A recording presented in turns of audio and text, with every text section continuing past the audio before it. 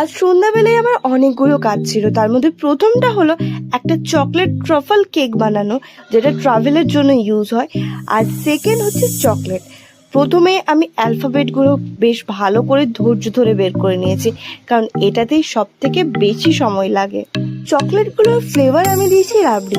যতক্ষণে চকলেটগুলো ফ্রিজে সেট হচ্ছিল, ততক্ষণে আমি আমার এই ছোট্ট মতো বেন্টো কেকের যে বেসটা ছিল সেটা কেটে নিই। তারপরে চকলেট দিয়ে ক্রাম কোটিং করার পর লাস্ট ফিনিশিং পুরোটাই চকলেট দিয়ে ঢেকে দিই। তবেই কিন্তু বাইরে নিয়ে যাওয়া যাবে, আর গলে যাওয়ার সম্ভাবনা অনেকটাই কম, খেতেও কিন্তু অনেকটাই টেস্টি। তারপরে ওটার মধ্যে একটু নাম দিয়ে একটু ডেকোরেশন করে দিই। এই বেন্টো কেকটা তোমাদের কেমন লাগছে বলো তো? তার সাথে চকলেটের ফুল মেকিং ভিডিও দেখতে চাইলে নিচে কমেন্ট করে জানাও, আমি পুরো মেকিং ভিডিওটা তোমাদের সাথে শেয়ার করবো। ভালো লাগলে লাইক ও সাবস্ক্রাইব। টাটা।